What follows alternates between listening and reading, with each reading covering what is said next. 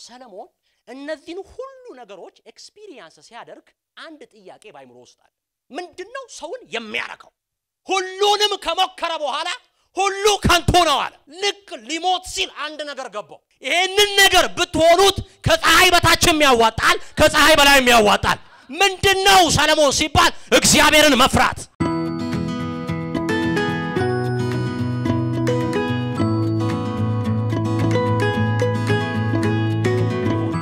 ከሁለት ክፍል የእግዚአብሔርን ቃል እንማራለን እግዚአብሔር ዛሬ በድንቅ መንፈስ ይጎበኘናል የመክብብ መጽሐፍ ምዕራፍ 12 እና የዕብራውያን መጽሐፍ ምዕራፍ 5 ቁጥር 7ን እናነባለን መክብብ መጽሐፍ ምዕራፍ 12 ቁጥር 13 እና 14 እንዲሁም ዕብራውያን መጽሐፍ ምዕራፍ 5 ቁጥር 7 መክብብ መጽሐፍ ምዕራፍ 12 ሰለሞን እንደዚህ ብሎ ይናገራል የነገሩን ሁሉ ፍጻሜ እንስማ እስቲ እንስማ በሉ ከኔ ጋር እስቲ እንስማ በሉ ኦኬ ይህ የሰው ሁለንተናው ነውና እግዚአብሔርን ፍራ ትእዛዙንም ጠብቅ እግዚአብሔር ስራን ሁሉ የተሰወረውንም ነገር ሁሉ መልካምም ቢሆን ክፉም ቢሆን ወደ ፍርድ ያመጣዋልና ዕብራውያን መጽሐፍ ምዕራፍ 5 ዕብራውያን መጽሐፍ ምዕራፍ 5 ቁጥር 7 እንደዚህ ይላል እርሱም በስጋው ወራት ከሞት ሊያድነው ወደሚችል ከብርቱ ጩኸትና ከእንባ ጋር ጸሎትንና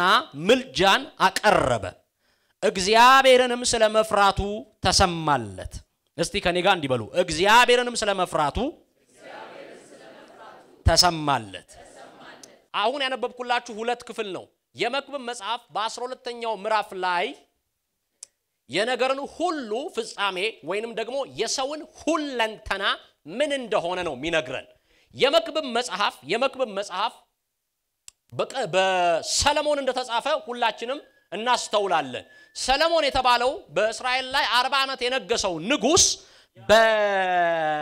ወደ 3 የሚጠጉ መጽሐፎችን ጽፏል አንደኛው ይሄ የመክብብ መጽሐፍ ነው ሁለተኛው የመኃልየ መጽሐፍ ነው ሶስተኛው የምሳሌ መጽሐፍ ነው እንደምታስተውሉትና እንደምታውቁት የመኃልየን መጽሐፍ ሲጽፍ ወጣት ያለ በጉርምስናው ወቅት የጻፈው መጽሐፍ ነው ይሄም መጽሐፍ ብዙ የነገረ መለኮት ሰዎች እንደሚስማሙት ለሚያፈቅራት ሴት የጻፈው መጽሐፍ ነው ሲገፋም ቤተክርስቲያንና ክርስቶስን ሲምቦል ሊያደርግ የሚችሉ ምሳሌዎች አይጠፉበትም ምሳሌ መጽሐፍ በጣም በእውቀት ነርቸር ባደረገበት ሰዓት ማቹር ባደረገበት ሰዓት በጣም ጥልቅ ዕውቀቶችን መርምሮ በጠገበበት ጊዜ የጻፈው መጽሐፍ ነው የመክብብ መጽሐፍ በህይወቱ ፍጻሜ ላይ የጻፈው መጽሐፍ ነው እንደምታስተውሉትና እንደምታውቁት ሰው በእድሜው መጨረሻ ላይ የሚናገረው ነገር በጣም በማህበረሰባችን ዘንድ ስፍራ ይሰጠዋል በጣም ሰዎች ስፍራ ተሰጥቷቸው ሊደመጡበት ከሚገባቸው ጊዜ አንዱ በህይወታቸው ፍጻሜ ላይ ባሉበት ጊዜ ነው ይሄንን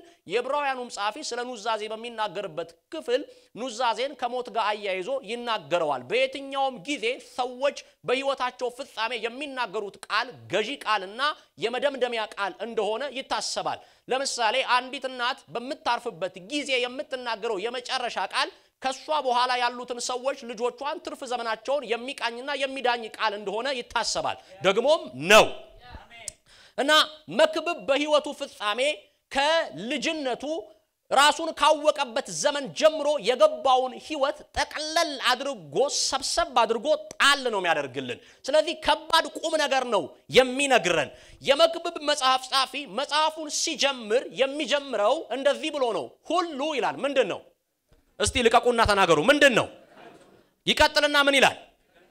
ይቀጥልና ምን ይላል ከንቱ ነው ብሎ ይደመድማል ሶስቴ ነው የሚናገረው ምን ማለት ነው ወደ ታች ነው ከንቱ መጥፎ በጣም መጥፎ እጅግ በጣም መጥፎ የሚል አወራረድ ነው ወደ ታች የሚወርደው ማለት ነገሮችን ሁሉ በአንጻር ከፀሐይ በታች ያለው ከፀሐይ በላይ ያለው አይደለም ከፀሐይ በታች ያለው በሙሉ ከንቱ ከንቱ ነው ብሎ ይደመድምና ኦፕን ኢንድ አይደለም ሲዘጋው ምዕራፍ 52 ላይ ወገኖቼ የሚዘጋው እንደዚህ ብሎ ነው ሁሉ ከንቱ ብሎ ነው የሚዘጋው በጣም የሚገርም ነው ስለዚህ የመክብብ መጽሐፍ እንደዚህ ነው የሚለን ከከንቱ እስከ ከንቱ ያለ ሩጫ ነው የሰው ልጆች ሁሉ ከፀሐይ በታች ያላቸው ሩጫ ከከንቱ እስከ ከንቱ ነው በተሰምታልፈው ሬንጅ የለም ላይፍ ሬንጅ የለም ቢግኒንግ ቱ እስከ ፍጻሜው ከዚህ ጀምሮ እስከዚህኛው ጠርዝ ከከንቱ ጀምሮ እስከዚህኛው ከንቱ ነው የሚያመጣ የሚሻሻል ከንቱ ነው እንጂ ቆንጆ ከንቱ ነው እንጂ በቃ በራሱ ኢሴንሻሊ ከንቱ ነው ከምን በታች ያለው ከፀሐይ በታች ያለው ይላል ኦኬ ይሄንን የሚናገረው ደግሞ ፊታችሁ የቆመው አላዛር ቢሆን ማመን የለባችሁ ይሄንን የሚናገረው ሰለሞን ነው ሰለሞን ይሄንን ሲናገር ኤክስፒሪየንስ አርጎት ነው የሰለሞን ንግግር ምን ይባላል ኤክስፒሪየንሻል ሪያሊቲ ይባላል ኤክስፒሪየንስ አርጎት ኖሮበት ሰንብቶበት ቆይቶበት ካጣጣመው ከጨረሰው በኋላ ስለዛ ነገር መግለጫ ሲባል ከንቱ ነው አለ ከንቱ ብቻ አይደለም የከንቱ ከንቱ ነው አለ እሱ ብቻ አይደለም ከንቱ እስቲ ከኔ ጋር ከንቱ በሉ የሚገርም ነው ከንቱ ነው የሚለው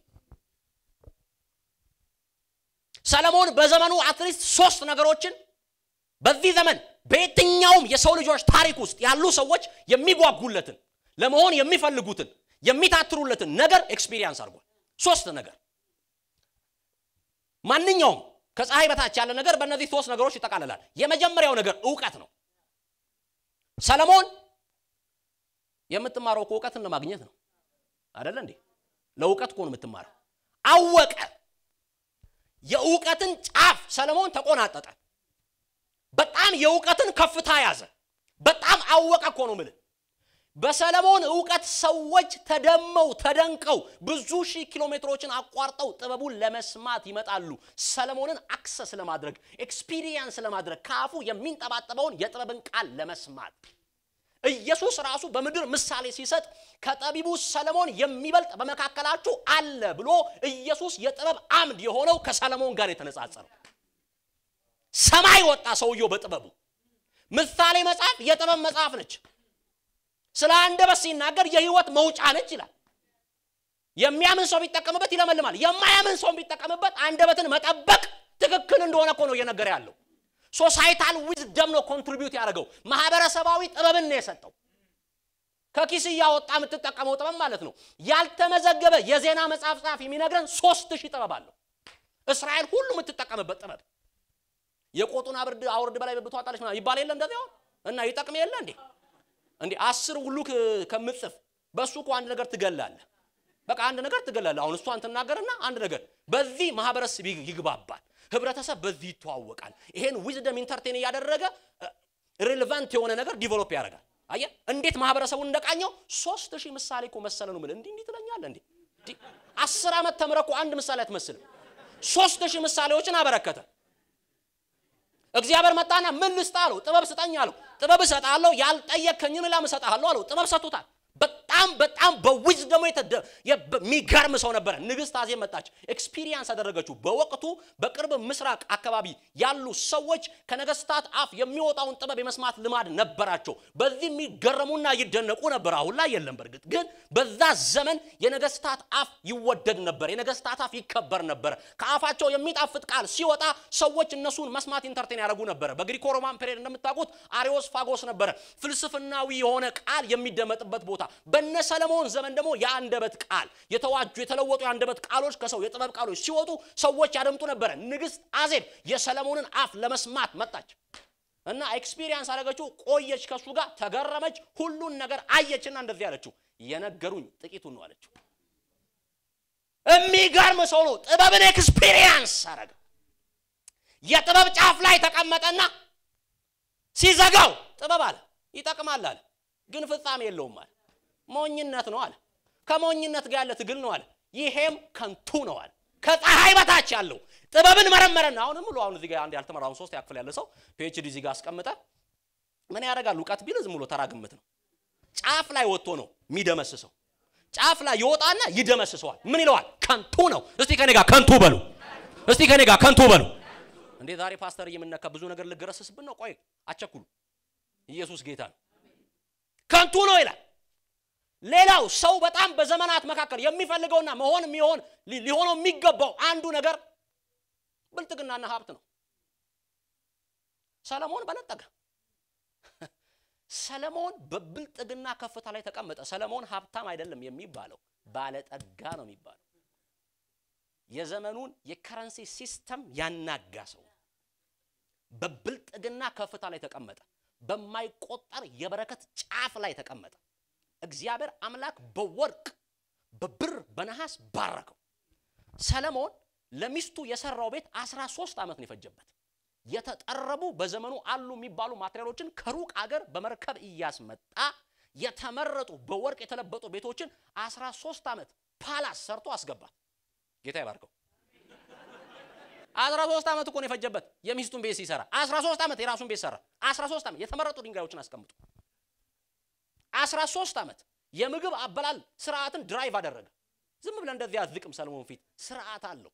ነገስታቶች ገዢዎች በፊቱ ይቀመጣሉ፣ ከሱ ጋር ማዕድ ይበላሉ። ስርዓትን ኢንትሮዲዩስ አደረገ። 40 ዓመት በሰላም ነገሰ።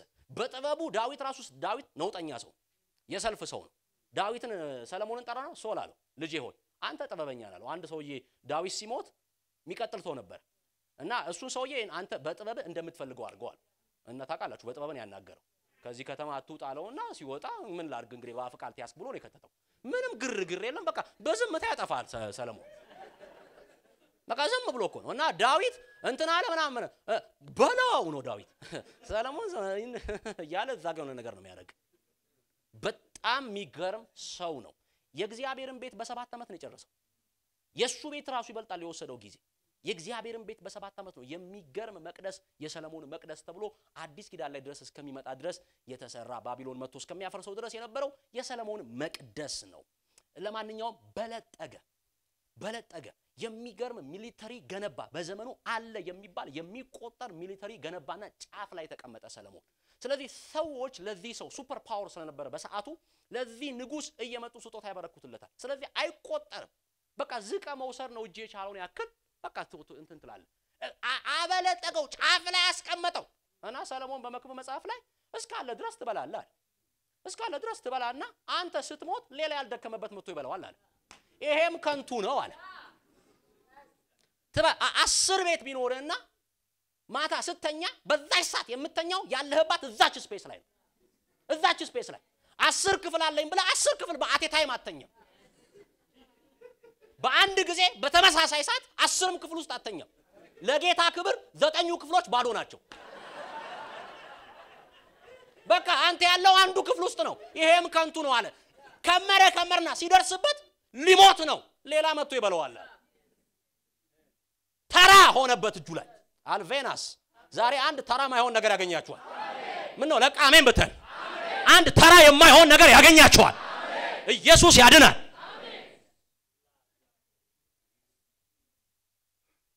ሀብትን ኤክስፒሪየንስ አደረገው በልኩ። ዕውቀትን ኤክስፒሪየንስ አደረገ፣ ሀብትን በልኩ ኤክስፒሪየንስ አደረገ። ኖረ። ያልተለመዱ እንግዳ ነገሮች ንጉስ ለክብራቸው የሚሆኑትንና የሚያረጉትን ነገሮች አደረጋቸው በልኩ በደርዙ። ጫፍ ላይ ወጥቶ ኤክስፒሪየንስ አደረጋቸው። ዴን ኤክስፒሪየንስ ካደረገው በኋላ የደመደመው ድምዳሜ እንዲሚል ድምዳሜ ነው። የሚገርም ነው አይደለም? ከንቱ ነው። ወይኔ አንድ እኮ ነው ልብን የሚያረካ የሚያጠግብ አንድ ነው። ከፀሐይ በታች ያለው እኮ አያጠግብህም። ከፀሐይ በታች ያለው እኮ አያረካም። ቢያረካ ጥሩ ነበር፣ አያረካም። ሙላቱ የሆነ አንድ አለ። የሚያረካ አንድ አለ። የሚያጠግብ አንድ አለ። ጉባኤው ጮና ኢየሱስ ይባል። ኤክስፒሪየንስ ያደረጋቸውና 2 ዓመት 3 ዓመት አለም ደግሞ ከሀብት ጋር የሚቆየው ዘመኑን ሙሉ ነው። ዝም ብሎ ድንገተኛ ሀብት አለ የሚመጣበት። ዝም ብሎ አሁን እኛ ምናውቀው ድንገተኛ ምናምን አይደለም። ገባ? ድንገተኛ አይደለም። በቃ እድሜ ዘመኑን ከሀብት ጋር ነው የሚኖረው። እና ሲጠይቅ ግን ሌላ ይበላዋል አለ። በቃ ምንም ሌላ ነው የሚወስደዋል። እስካለ ድረስ ምቾትን ትፈጽምበታለህ አለ፣ ትጠቀምበታለህ እስካለ ድረስ አለ። ከዛ በኋላ ግን ከንቱ ነው አለ። ቫንቲ 40 ዓመት ነገሰ። ንግስና ስልጣን በቃ ከነዚህ ከሶስቱ ውጪ እኮ ሰው መሆን የሚፈልገው ምንም ነገር የለም። ዋን ወይ አደር ወይ እዚህ ውስጥ ነው የሚገቡት ማናቸውም ነገሮች እየመጡ። ንግስና አቤሴሎም እየጨፈረ ሊነግስ እየጨፈረ እግዚአብሔር ነው እሱ ጋር ብድግ አድርጎ የመጣው ሳይከራከር በቃ መጣ። ንግስና እሱ ጋር መጣ። ሰዎች ሊነግሱ እስራኤል ላይ የተዘጋጁ ነው እነሱ እዚህ ሰፈር። አቤሴሎም አዘጋጅቷል። ወደ ዳዊት ቤት የሚገቡ ሰዎችን እጃቸውን እየሳመ ደህና ናችሁ እያላቸው እኮ ነው፣ የጠየቃቸው እኮ ነው፣ እየተዘጋጀ እኮ ነው። ንጉስ ነገሰ ብላችሁ ምናምን ብሎ እኮ እንትን እያለ እዚህ ጋር ዳዊት ልጄ ሰለሞን ንጉስ ነው ተባለ። ነገሰ። በቃ በሰላም ንጉስ ሆኖ መጣ። 40 ዓመት በሰላም እስራኤልን መራ። ሰው በዘመኑ መሆን ከሚፈልገው ከዚህ ነገር ውጪ ምንድነው ከዚህ ነገር ኔሚት 40 ዓመት ንጉስ ሆኖ ኖረ መራ። ንግስናን ኤክስፒሪየንስ አደረገው። ሚስትን ኤክስፒሪየንስ አደረገ። ባይዘው ሰለሞን 1000 ሚስቶች ነበሩት የሚል እግዚአብሔር ቃል አለ። እስቲ አሜን በሉ ለዚህ። እስቲ አሜን በሉ። አዎ ምን ይባላል መሰላችሁ? እቺን አንዴ መትቻት ለማለት ፈልጌ ነው። ይሄ አሁን ይኸውልህ መጽሐፍ ቅዱስ ታሪክ መጽሐፍ ላይ ሲጽፍ እንዲህ የሚባል ነገር አለ። ዲስክሪፕቲቭ እና ፕሪስክሪፕቲቭ የሚባል ነገር አለ። ሐኪም ቤት ስትሄድ አሁን ሐኪም ፕሪስክራይብ ያደርግልህ ይጽፍልሃል እና ሄደ መውሰድ አለብህ። ሌጂቲሜት ነው ሐኪም ያንን ለማድረግ ትክክል ነው ማለት ነው። ዲስክሪፕቲቭ ማለት ግን እየገለጠ ነው። በዘመኑ የነበረውን ነገር እየነገረ ነው እንጂ ለትዳር ላይሰንስ እየሰጠ አይደለም ያለው። 1000 እንድታገባ እየፈቀደልህ አይደለም ያለው። የነበረውን ሁኔታ ነው እየዘገበልህ ያለው። አሜን በሉ። አሜን በሉ። አሜን በሉ። ስለዚህ የትዳር ትክክለኛ መልክ ያለው ዳዊት ጋር አይደለም። የትዳር ትክክለኛ መልክ ያለው ሰለሞን ጋር አይደለም። የትዳር ትክክለኛ መልክ ያለው ዘፍጥረት ምዕራፍ 2 ላይ ነው። ለቃችሁ አሜን በሉ። እሺ ኤክስፒሪየንስ አደረገ ብቻ ሰለሞን ብዙ ነገሮችን ኤክስፒሪየንስ አደረገ። በጣም ብዙ ነገሮችን ኤክስፒሪየንስ አደረገ። እነዚህን ሁሉ ነገሮች ኤክስፒሪየንስ ሲያደርግ አንድ ጥያቄ ባይምሮ ውስጥ አለ። ሰውየው የሚጠይቀው ጥያቄ አንድ ጥያቄ አለ በውስጡ። እርካታ ምንድነው የሚል ጥያቄ። ምንድነው ሰውን የሚያረካው? ምንድነው ሰውን የሚያጠግበው የሚል ጥያቄ አለ። ሲያስስ ሁሉ ሲዞር ዕውቀትን ሲመረምር በጨለማ ውስጥ እንደመጓዝ ነው አለ። አይደረስበትም ግን የምታገኘው ነገር አለ ግን አያልቅም። ይሄን ሁሉ ሲመረምር ሰው የሚረካው በምንድነው? ሰውን የሚያጠግበው ምንድነው? ረካው የሚለው እስቲ ረካው በሉ። እስቲ ድገሙና ረካው በሉ። አው ሰው ረካው የሚለው በምንድነው ነው እያለ እኮ ነው የሚያስሰው ሰውየው። ይሄን ጥያቄ ባይምሮ ውስጥ ይዞ ከፀሐይ በታች ያለውን ነገር አሰሰ። ሁሉንም ከመከረ በኋላ ሁሉ ከንቱ ነው አለ። አሰሰና ከንቱ ነው አለ። ከዛ ልክ ሊሞት ሲል አንድ ነገር ገባው። የነገር ሁሉ ፍጻሜ ወይም የሰው ሁለንተና አንድ ነገር ነው። ይሄንን ነገር ብትሆኑት ከፀሐይ በታችም ያዋጣል ከፀሐይ በላይም ያዋጣል። አልሰማውም? አሜን። ይሄንን ነገር ብታገኘው ከፀሐይ በታች ብቻ ሳይሆን ከደመናት በላይም ያዋጣል። ምንድነው ሰለሞን ሲባል እግዚአብሔርን መፍራት። አንድ ያገኘው ነገር ሰውን ሰው የሚያደርገው እግዚአብሔርን መፍራት። በቃ ይሄን ዲስከቨር አደረገ። መረመረና የደረሰበት ነገር እግዚአብሔርን መፍራት። ባክ ከኔ ጋር እስቲ እግዚአብሔርን መፍራት በል። ልቀቅና እግዚአብሔርን መፍራት በል እስቲ። ሲደመድም ብትሆነው ከንቱ የማይሆን አንድ ነገር አለ። ፈልገ አግኝተ ከሆንከው የማትከስርበት አንድ ነገር አለ። ስትሆነው ኤክስፒሪየንስ አድርገው ስትጨርስ ከንቱ የማይሆን አንድ ውድ ነገር አለ። አንድ ትሬዠር አለ። እግዚአብሔርን መፍራት። በዚህ ምሽት ባርካችኋለሁ። እግዚአብሔርን የመፍራት መንፈስ ያገኛችሁ። እግዚአብሔርን የመፍራት ክብር ያገኛችሁ። እግዚአብሔርን መፍራት ደረሰ እዚህ ላይ በዘመኑ ፍጻሜ እግዚአብሔርን መፍራት። ይሄ የሰው ሁለንተና ነው። ሰው ማለት ብሎ በሁለት እግሩ ቆሞ መሄድ አይደለም ማለት በቃ። ሰው ምን ይመስላል ሲባል እግዚአብሔርን የሚፈራ ሰው ማለት ምንድነው? እግዚአብሔርን የሚፈራ ምን ነው? አሜን ብትሉ እግዚአብሔርን መፍራት። ሰለሞን የደረሰው እዚህ ላይ ነው። አንድ ከንቱ የማይሆን ነገር አለ ከፀሐይ በታች። አንድ ውድ የሆነ ነገር አለ ከፀሐይ በታች። ይሄ ደግሞ ለዚህኛውም ዘመን ለላይኛውም ህይወት የሚያዋጣ ውድ ነገር ነው። ከንቱ አይደለም። በጣም ትሬዠር ነው። የተወደደ እንቁ ነው። ምን ይባላል? እግዚአብሔርን መፍራት። እግዚአብሔርን መፍራት ይሄ የሰው ሁለንተና ነው። ሰው ማለት ቆሞ መሄድ ብቻ አይደለም አለ። እሱን ተወው አለ ሰለሞን። እግዚአብሔርን እየፈራ የሚኖር ነው አለ።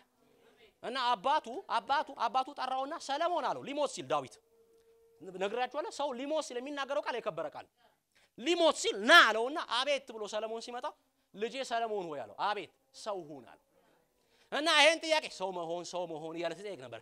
ሰው መሆን እና በዘመኑ ፍጻሜ ሰለሞን ደረሰበት። ሰው መሆን ማለት እግዚአብሔርን መፍራት ነው። ምን ነው? አሜን ብትሉ ሰው መሆን ማለት እግዚአብሔርን መፍራት ነው። እግዚአብሔርን የመፍራት መንፈስ ያገኛችሁ። እግዚአብሔርን የመፍራት ክብር ያገኛችሁ። እግዚአብሔርን የመፍራት ቅባት ይረፍባችሁ። ኢየሱስ ጌታ ነው። fear of God ታዲያ ምን ማለት ነው እግዚአብሔርን መፍራት? አላዛር እግዚአብሔርን መፍራት በጣም አጭር ነገር ነው። ምን ማለት ነው እግዚአብሔርን መፍራት? እግዚአብሔርን መፍራት መሽቆጥቆጥ አይደለም፣ መንቀጥቀጥ አይደለም። እሱ ኦልድ ፊር ነው። በመስቀሉ ተገፏል። የቀደመው ፍርሃት በመስቀሉ ተመቷል። ያ የሚያንቀጠቅጠው ፍርሃት በመስቀሉ ተመቷል። አሁን በፍርሃት አንገባም፣ በፍቅር ነው ምንገባው። አሁን ወደ እግዚአብሔር ምንገባው በደስታ ነው። አሁን ወደሱ ምንገባው እሱን ለማግኘት ነው። ረሃባችንን ለማርካት ነው። ጥማችንን ለማርካት ነው። ናፍቆታችንን ለመሙላት ነው ምንገባው። የመጀመሪያው ፍርሃት ተወግዷል። ፍጹም ፍቅር ፍርሃትን አውጥቶ ይጠላል። የመስቀሉ ፍቅር አሮጌውን ፍርሃት ከኛ ውስጥ አራግፎታል። አሜን በሉ። ታዲያ እግዚአብሔርን መፍራት ምን ማለት ነው? እግዚአብሔርን መፍራት ማለት እስቲ እግዚአብሔርን መፍራት በሉ። እስቲ እግዚአብሔርን መፍራት በሉ። እግዚአብሔርን መፍራት ማለት ለእግዚአብሔር ደስታ መኖር ማለት ነው። እግዚአብሔርን መፍራት ማለት ለእግዚአብሔር ደስታ መኖር ነው። እግዚአብሔርን መፍራት ማለት ለእግዚአብሔር ደስታ መኖር ነው። ሌላ ምንም አይደለም። እጅክ ላይ የሆነ ነገር ይገባል፣ ሰማይ ይደሰትበታል። በቃ እሱ የከበረ ነገር ነው፣ ትይዘዋለህ። እዚህ ጋር እኮ ጀማው ሊንቀው ይችላል። እዚህ ጋር ያለው ስብስብ እኮ ሪስፔክት ላይ ያደርገው ይችላል። እዚህ ጋር ባለው በአብዛኛው በማጆሪቲው የተጠላ እኮ ነው ይችላል። ሰማይ ግን ደስ ይሰኝበታል። ያንተ ዋና ምርጫ ይሆናል። ምን ነው አሜን ብትሉ? ምን ነው አሜን ብትሉ? ትይዘውና ታየዋለህ። ሰማይ የናቀው ነው፣ ሰማይ የጠላው ነው፣ ሰማይ አይቀበለውም። ባንተም ፊት ክብር የለውም፣ ትጥለዋለህ። ባንተም ፊት የተናቀ ነው፣ ክብር የለውም፣ ትተወዋለህ። እግዚአብሔርን መፍራት ማለት ለደስታው መኖር ነው። ይግባባችሁ የመንፈስ በኢየሱስ ስም እባርካችኋለሁ። በዘመናችሁ የመንፈስ ያግኛችሁ።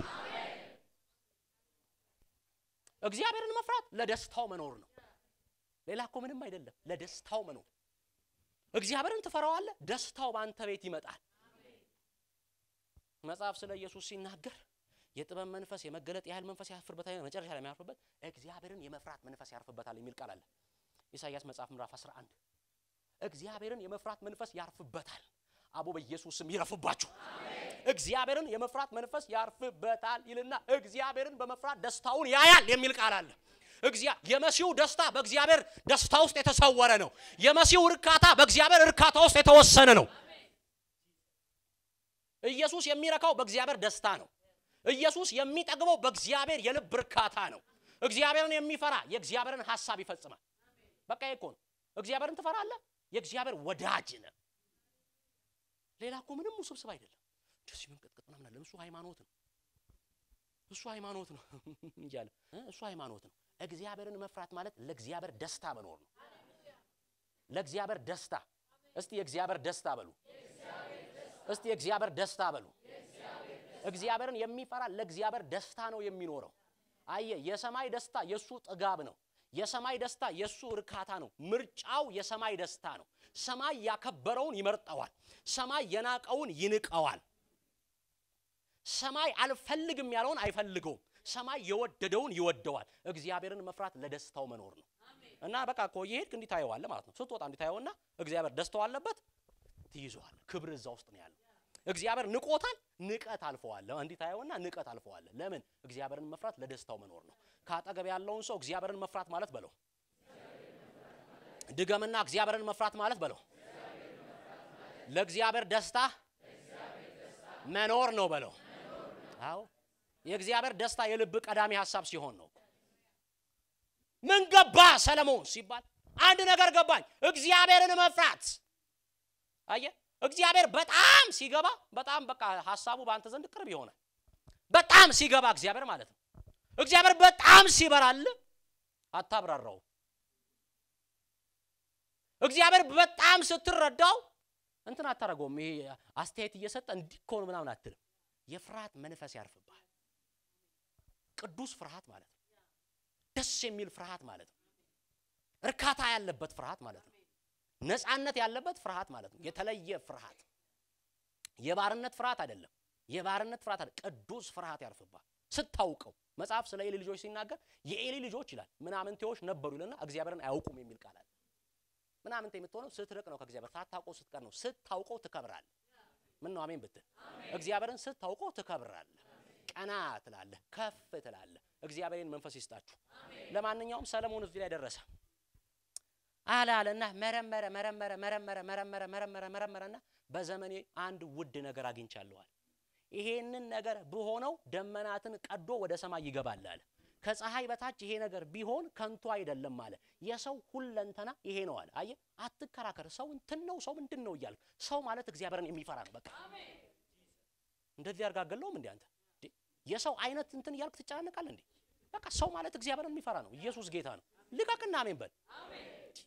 እንትን ሰው ማለት እግዚአብሔርን የሚፈራ ነው። የሰው ሁለንተና እግዚአብሔርን በመፍራት ሲታጀብ ሰው ይሆናል። እሺ ስለዚህ ሰለሞን እግዚአብሔርን መፍራት ለእግዚአብሔር ደስታ መኖር ነው አለ። አዲስ ኪዳን የሚነግረን የእግዚአብሔር ፍርሃት ይሄ ነው። ለእግዚአብሔር ደስታ መኖር፣ ለእግዚአብሔር ፈቃድ መኖር፣ ለእግዚአብሔር ሐሳብ መኖር፣ አልቬናስ ለእግዚአብሔር የልብ መሻት መኖር። ምን ነው አሜን ብትሉኝ? ለእግዚአብሔር ረሃብ መኖር። እግዚአብሔር የመጀመሪያ ፕራዮሪቲ ሲሆን ማለት ነው። በህይወት ቀዳሚ ጉዳይ ሲሆን እግዚአብሔር ተከታይ አይደለም። እግዚአብሔር የመጀመሪያ ጉዳይ ሲሆን ምን ይያልከን ነው አላዛር? ብልጥግና ያስፈልግም? አረ እግዚአብሔር በየአቅጣጫው ያስፋ። ልባርካችሁ አትገደቡ። እግዚአብሔር ዳርቻችሁን ያስፋው። ውረሱ፣ የጠላቶቻችሁን ደጅ ውረሱ፣ አትገደቡ። እግዚአብሔር ፋይናንሻል ብሬክስሩ በህይወታችሁ ያምጣ። ስራችሁ ይለምልም፣ ለብዙዎች ትረፉ። አንድ ሆናችሁ ሁለት ሁኑ። አላዛር ስልጣን ያስፈልግም? አረ በጣም ያስፈልጋል።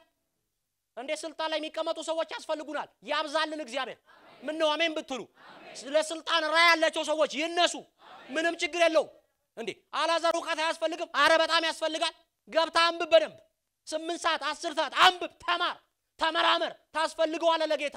እሱ ሁሉ ግን ውድ የሚሆነው አንድ ነገር ከፊቱ ሲሆን ነው። እሱ ሁሉ ግን የከበረ የሚሆነው አንድ ነገር ከፊቱ ሲሆን ነው። እግዚአብሔርን መፍራት።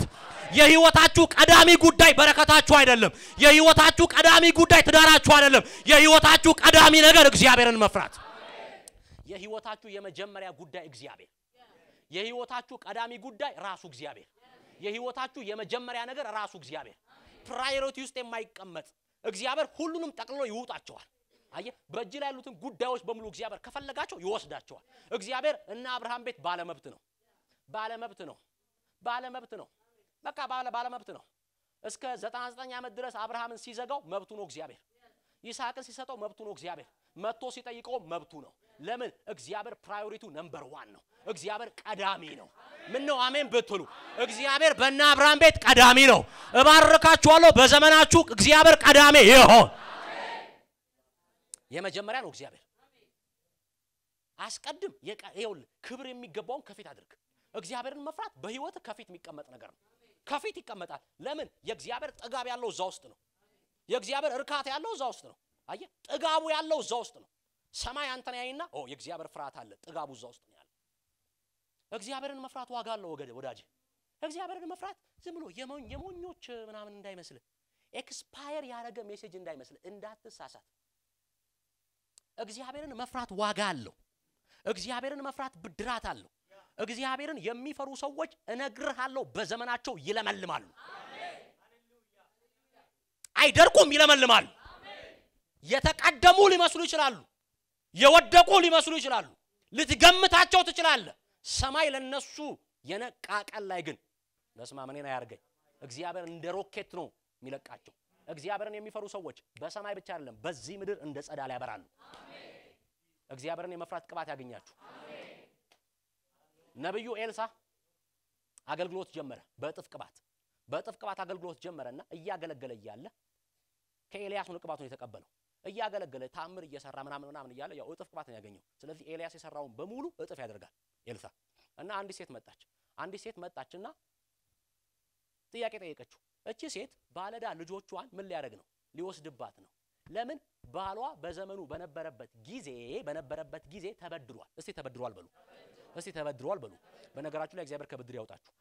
ግን ተበድሯል። ባሏ ተበድሮ ነበር። ኢየሱስ ጌታ ነው። እሺ ተበድሮ ነበር ባሏ። እና ተበድሮ እያለ በስማ ሞተ። ሰውየው ሞተ።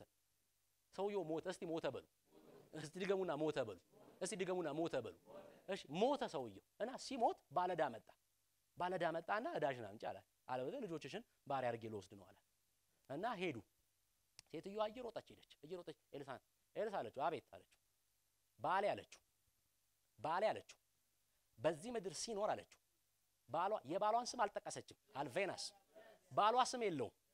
ስም አለው ግን በስሙ መጣት አልፈለገችም ለኤልሳ ኢንትሮዲዩስ ስታደርገው ባሏን ባሌ አለችው ታምር ሰርቷል አላለችም ድንቅ ሰርቷል አላለችም ባሌ በመድር ላይ ያለ እግዚአብሔርን ይፈራ ነበር አለችው ምን ነው አሜን ብትሉ አሜን ይሄ ባል ለቤተሰቡ ሁለት ነገር ትቶ አለፈ እዳና እግዚአብሔርን መፍራት ሁለት ነገር አስቀምጦ ነው ያለፈው እዳና እግዚአብሔርን መፍራት እና ሴትዮዋ እዳ ሲመጣባት እግዚአብሔርን መፍራት ፒክ አደረገች ባሌን አውቀዋለሁ ሲወጣና ሲገባ አውቀዋለሁ አለችው ከባሌ ያየሁት የተመለከትኩት አንድ ነገር አለ አለችው ምን ሲባል እግዚአብሔርን ይፈራል አለችው እና ኤልሳ እየሰማ ነው እና ምንድነው አላት ባሌ ታውቀዋለህ አለችው አላውቀውም እግዚአብሔርን ይፈራ ነበር እና ስም ምን ያረጋል እንዴ ታምርማ እዚህ ቤት ይሆናል አለ ኤልሳ እዚህ ቤት ደርመስት ቢበቅ የሆነ ነገር ሀፕን ያረጋል አለ አልቬና ምን ነው አሜን ብትሉ የሆነ ነገር ይሆናል አለ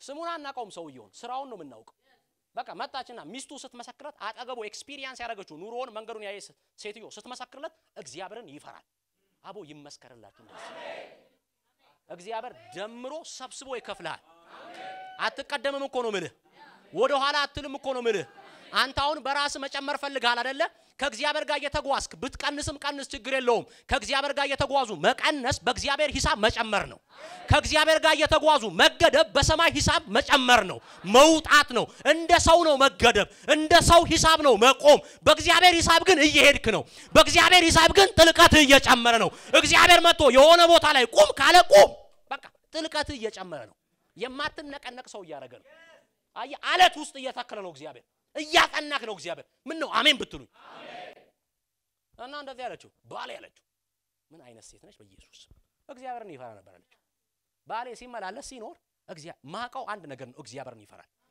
ድድድድ ያለ ኤልሳ እዚህ ቤት ታም ሂጅ አላት ሰብስቢ ብዙ ማድጋ ሰብስቢ በርሽን ዝጊ ሰማይን ጠብቂ ያላት እና ሰማይ ሰብስቦ ይሰጣል አሜን ሰማይ ሰብስቦ ይመልስልሃል መንገድህን ደምሮ ያወራድዳል እግዚአብሔር መጣ ሰማይ እዛ ቤት አፈሰሰው እኮ ነው ምል ባለዳ ደጅኛ እንኳን እኮ ነው እግዚአብሔር ታምር እየሰራ ነው ሰውየው ሰንሰለት ይዞ ፊት ቆሟል የህግ ደብዳቤ ይዞ መጥሪያ ብሎ ፊቱ ላይ ቆሟል እግዚአብሔር ጓዳ ላይ ታምር ይሰራል እንካለችው በቃ አለቀ እንካ ውሰድ አለችው እግዚአብሔር ደምሮ ሰብሰብ አድርጎ ይከፍላል ባል ኖረ አልኖረ ሰማይ እግዚአብሔር እኮ አለ ባሏ ኖረ አልኖረ ምን ችግር አለው እግዚአብሔር በሰማይ አለ እኮ ባሌ እግዚአብሔርን ይፈራ ነበር እግዚአብሔርን መፍራት ብድራት አለው እባርካችኋለሁ እግዚአብሔርን የመፍራት መንፈስ ያገኛችሁ አሜን እባርካችኋለሁ በዘመናችሁ እግዚአብሔርን የመፍራት መንፈስ ያገኛችሁ አሜን ይሄ ቅባት በላያችሁ ላይ ይፍሰስ አሜን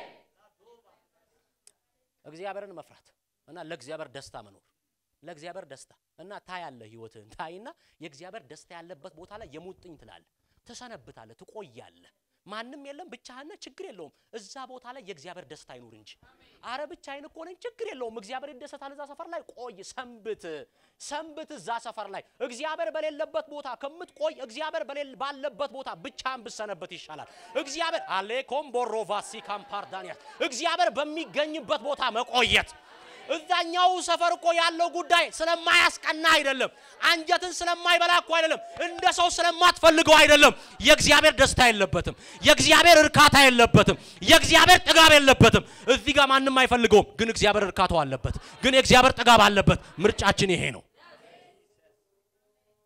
ምርጫችን ይሄ ነው የእግዚአብሔር ደስታ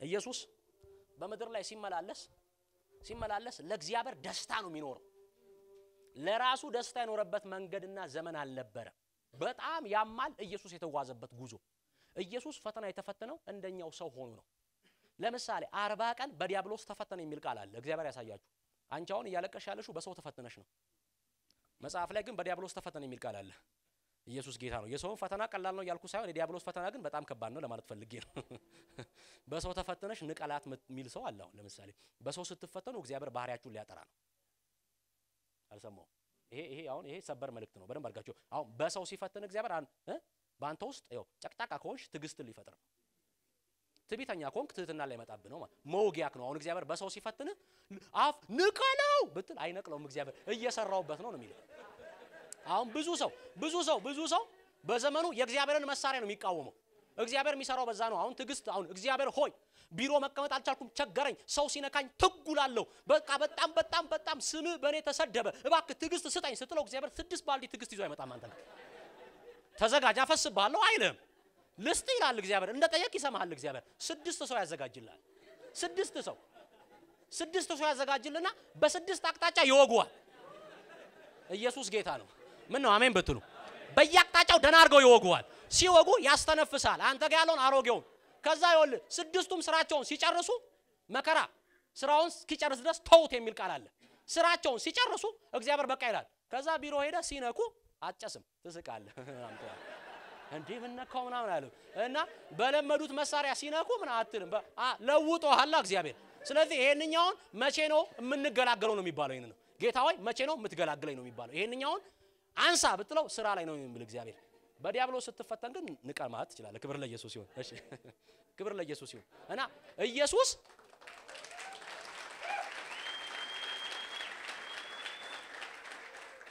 ኢየሱስ በዲያብሎስ ተፈተነ። ዲያብሎስ ፈተነው። እንደ ሰውነቱ ነው ኢየሱስ የተፈተነው። ኢየሱስ ፍጹም አምላክ ፍጹም ሰው ነው። እንደ ሰውነቱ በሰውነቱ ነው ብሎ የዲያብሎስን ፈተና ያሸነፈው።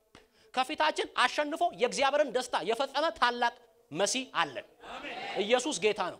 ምክንያቱም ኢየሱስ የመጣው ለወደቀው አዳም ምሳሌ ለመሆን ነው። ለወደቀችው እስራኤል ምሳሌ ለመሆን ነው።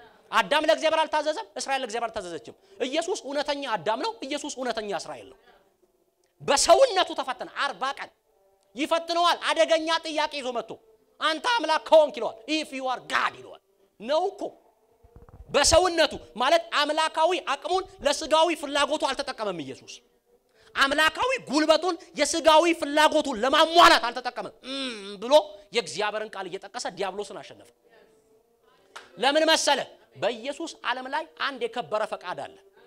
እያመመው የሚፈጽመው ፈቃድ። የእግዚአብሔር መንገድ እኮ ሁሉም የሚመቻለም ያማል።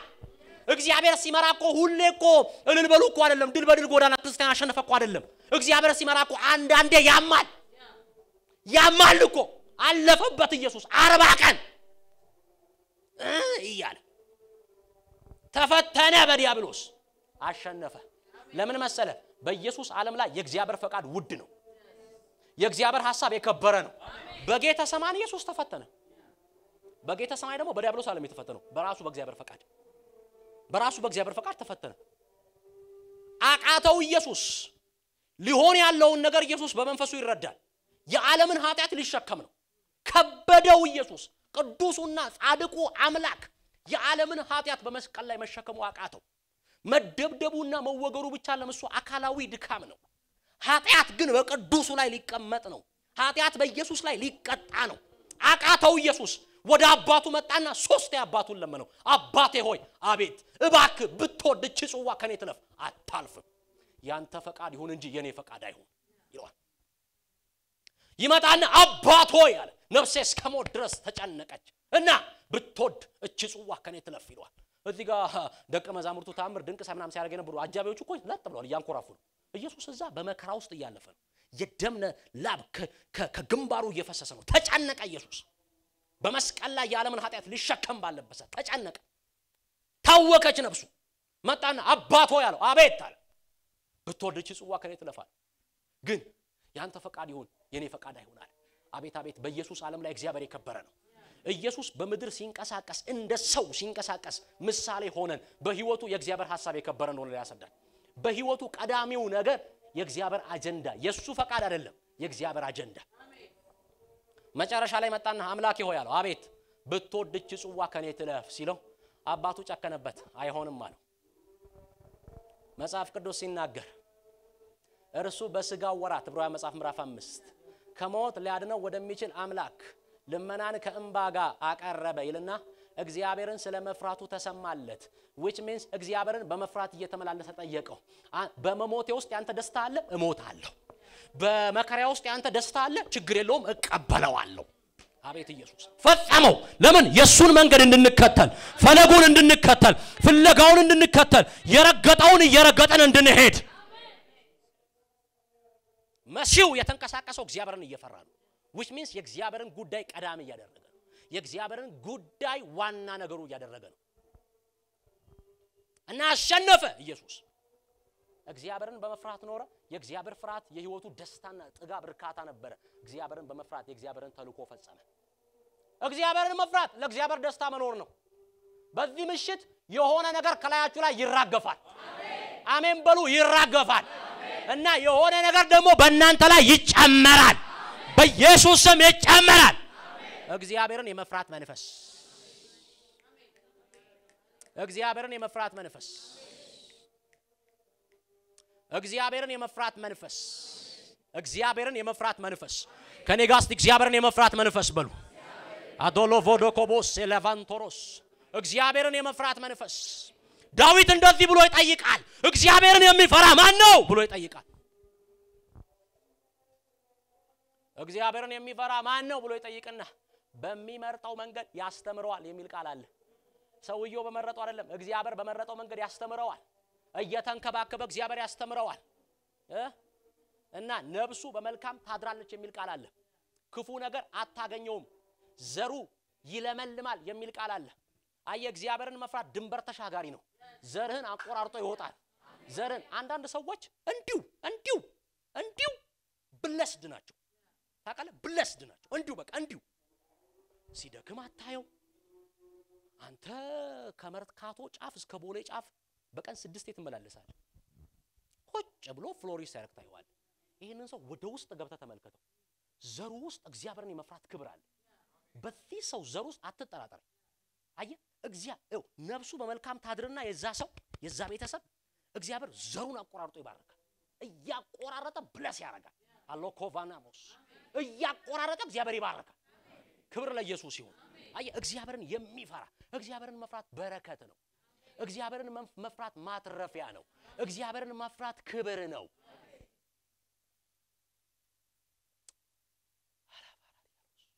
ለማንኛው ኢየሱስ እንዴት ኖረ ኢየሱስ በመድር እንዴት ተንቀሳቀሰ እግዚአብሔርን እየፈራ እና እንደዚህ ብሎ ኢየሱስ ተናገረ በዕብራውያን መጽሐፍ ምዕራፍ 10 ላይ የዕብራውያን ጻፊ ስለ ኢየሱስ እንደዚህ ብሎ ተናገረ ወደ ምድር በመጣው ጊዜ ስጋን አዘጋጀህልኛል ስጋን አዘጋጀህልኝ በሚቃጠል መስዋዕት ደስ አልተሰኘህም አለና አምላኬ ሆይ ፈቃድህን ላደርግ መጥቻለሁ አለ የእግዚአብሔርን ፈቃድ ሊያደርግ ለምን እግዚአብሔርን ይፈራል ስለዚህ እግዚአብሔርን መፍራት ማለት የእግዚአብሔርን ጉዳይ ቀዳሚ ማድረግ ነው የእግዚአብሔርን ደስታ መያዝ ማለት ነው እግዚአብሔርን መፍራት ማለት ምንም አይደለም nothing more nothing less አንድ ነገር ነው የእግዚአብሔርን የልብ ሐሳብ መውደድ ነው የእግዚአብሔርን የልብ ጉዳይ ማፍቀር ነው እግዚአብሔር የወደደውን መውደድ ነው እግዚአብሔር አሽትቶ ያረከሰውን መጣል ነው እግዚአብሔር የተቀበለውን መቀበል ነው እግዚአብሔር የወደደውን መውደድ ነው አቦ ይሄ መንፈስ ይረፍባችሁ